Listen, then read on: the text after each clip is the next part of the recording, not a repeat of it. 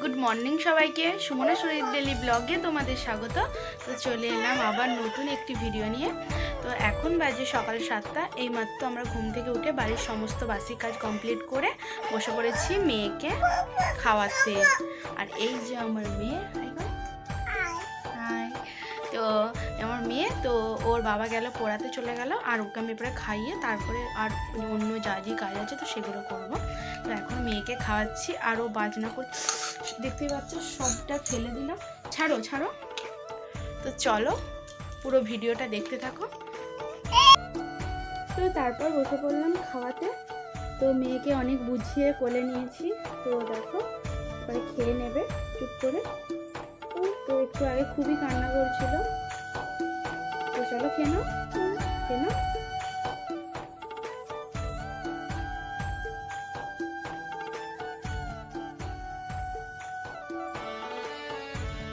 তো চলো পুরোটা খাইয়ে নিই। মেয়েকে খাওয়ানোর পর আমি হালকা করে একটু বিছানাটাকে গুছিয়ে নিলাম।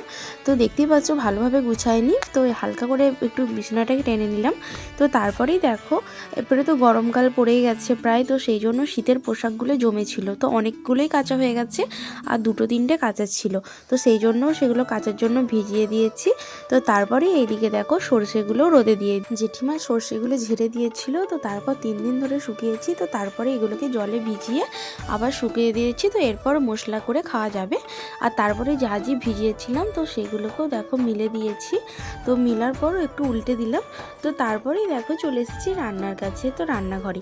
এইদিকে আমি রান্না করব এঁচোড় আলুর তরকারি, আর এইদিকে যে টমেটো রেখেছি তো টমেটোর টক করব। আর এইদিকে আমি ডিমের ঝাল করে নিয়েছি, আর এইদিকে মুড়ি খাবারও করে নিয়েছি। তো বর এসে মুড়ি খাবে, তো সেই জন্য আলু ভাজাটাও করে নিয়েছি, আর সাইডে মেয়ের জন্য অল্প আলু ভেজে নিয়েছি। তো এদিকে দেখো আমি এঁচোড় আলুর তরকারিটা করার জন্য মশলা কষিয়ে নিয়েছি। আর এঁচোড় আলুটাকে আমি আগের থেকে সেদ্ধ করে রেখেছিলাম। তো তারপরেই দেখো পুরো চিকেন রান্নার মতন মশলাটাকে কষিয়ে নেব। আর ওই সাইডে হচ্ছে ভাত। তো আগে এটাকে সেদ্ধ করে নিয়েছিলাম, নাহলে এঁচড়গুলো সেদ্ধ হতো না, তো শক্ত হয়ে থাকতো, তো সেই জন্যই আগে করে নিয়েছিলাম। তো তারপরেই দেখতে পাচ্ছ এদিকে আমি রান্না বান্না কমপ্লিট করে নিয়েছি, মেয়ে সুজিটাও করে রেখে দিয়েছি। আর আমি তো সকাল সকাল রান্না করে নিই, তো সেই জন্য মুড়ি খাবার দেখতে পাচ্ছ রান্না হয়ে গেছে, এখনও মুড়ি খাবার। তো প্রায় 10টাকে আমার রান্না প্রায় কমপ্লিট হয়ে যায়, তো তারপরেই আমরা মুড়ি খাই।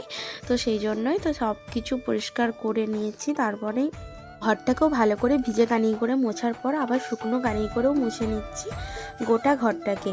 তো তারপরে দেখো আমি তো জানতামই না আজকে নেমন্তন্ন আছে, তো সেই জন্য আমি দুবেলারই রান্না করে নিয়েছি। তো অসুবিধা নেই, থাকবে এখন, তবু অনেকটা গরম পড়েনি, ঠান্ডা পড়েছে। আর ওখানে ভাসানে নেমন্তন্ন ছিল। তো তারপরে জামা কাপড়গুলো কুড়িয়ে নিয়ে চলে এসে তাড়াতাড়ি করে স্নান টান করে বেরিয়ে পড়েছি মেয়েকে আনার জন্য। তো মেয়েকে আনতে এসেছি, তো এখানে একটা পুকুর মারাই হচ্ছিল, তো বর মেয়েকে নিয়ে এসেছিলো, তো সেই জন্যই আমি এখানে চলে এলাম তো ওই পুকুরের কাছে, তো মেয়েকে আনার জন্য, তো মেয়েকে খাওয়াবো বলে।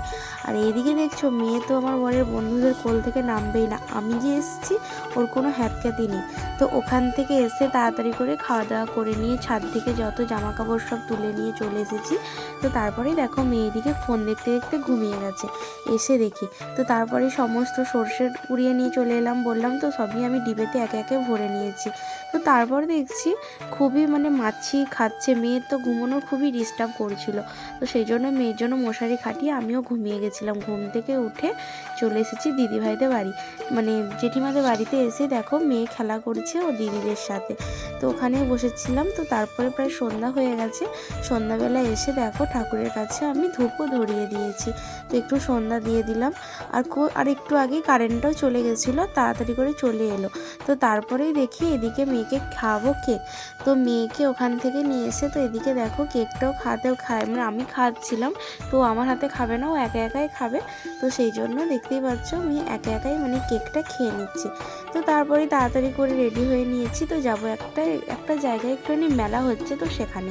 তো মেয়েকেও রেডি করে নিয়েছি, আর আমরা সবাই মিলেই বেরিয়ে পড়েছি রাস্তায়। তো সাইডে হচ্ছে ভীম মেলা বলছে, তো সেই ভীম মেলা দেখতেই যাবো। তো রাস্তা দেখছো চারিদিকে অন্ধকার। তো তারপরেই চলে এলাম, মানে যেখানে আসার জন্য এসেছি তো সেখানে এসেই দেখি তো এখানে মানে বিশালভাবে মেলা হচ্ছে না, তো হালকা মেলা হচ্ছে। ওই কয়েকটা দোকান, জাস্ট কয়েকটা দোকান ছিল, ওই 3-4টে এমনি স্টেশনারি দোকান ছিল, 4-5টা, তারপরে এমনি ছোটোখাটো দোকান ছিল, খাবার দোকান ছিল। তো তারপরে দেখো এই হচ্ছে সেই ভীম মেলা, ভীমের জন্য মেলা। তো তারপরে আমরা ওখানেতে খেয়েছিলাম, ঘুগনি খেয়েছিলাম, ফুচকা খেয়েছিলাম, আর হচ্ছে যে অনেক কিছুই খেয়েছিলাম, কিন্তু সেগুলোর জন্য ভিডিও করা হয়নি। তো এখানে অনেক চেনা জানা লোক ছিল, তো তাই ভিডিও করিনি। তো বাড়িতে আসতে না আসতেই দেখো বর ঝিলপি খেতে শুরু করে দিচ্ছে, আর ডিমগুলো হাতে নিয়েছে তো খাবে বলে। তো ও একটা খেয়েছিল আর একটা রেখে দিয়েছিল। তো তারপরে দেখো মেয়েকে আমি বলছি হাই বলো, তো সেই জন্য মেয়ে হাই বলে দিচ্ছে। অনেকক্ষণ বাদেই দেখো চলে এসেছি এখানেতে, যেখানে ডান্স হচ্ছে, তো বিসর্জনের ডান্স, তো সবাই মিলে ডান্স করছে। তো সেখানে আমরা দেখতে চলে এসেছি, আমি, আমার যা, তো আরও যারা যে ছিল, তো সবাই মিলে এসেছিলাম দেখতে। তো অনেকক্ষণ ডান্স দেখার পর আমরা খিচুড়ি খেয়ে বাড়ি চলে গেছিলাম। আর এইদিকেতে আমার বর ছিল এখানে, তো ওই ভিডিওটা করেছিল। তো তারপরে দেখতে পাচ্ছ এদিকেতে মাকে নিয়ে চলে যাচ্ছে, মানে কিসে ভুটভুটি করে, তো ভাসান যেখানে হবে, তো পুকুরেতে নিয়ে চলে যাচ্ছে মাকে। তো দেখো একদম নিয়ে চলে গেছে মানে মাকে পুকুরেতে। এরপরে মা এরপরে চলে যাবে, আবার একটা বছরের অপেক্ষা। তো আবার 1 বছর পর মা ফিরে আসবে। তো চলো বন্ধুরা, আসছে বছর আবার হবে। তো বন্ধুরা এখন বাজে রাত 10:30, প্রায় 11টা। তো এইমাত্র খেয়ে দিয়ে এলাম। তো আজকে ছিল সরস্বতী ঠাকুর ভাসানো, তো সেই জন্য ওখানে গেছিলাম, ওখান থেকে খাওয়া দাওয়া করে এলাম। তো নিমন্ত্রণ ছিল আমারও, তো সেই জন্য। আর মেয়ে দেখো খাইয়ে মেয়েকে ঘুম পাড়িয়ে দিয়েছি, আর ও ওখানে খাবে, তো এখনও ওখান থেকে আসেনি। তো চলো বন্ধুরা, আজকে সারাদিন কি করলাম না করলাম তোমাদের সাথে সব কিছুই শেয়ার করলাম। তো ভিডিওটা কেমন লাগলো কমেন্টে জানিও, প্লিজ একটা লাইক করে দিও, আর আমার চ্যানেলটাকে সাবস্ক্রাইব করে দিও। আজকের জন্য টাটা, বাই, গুড নাইট।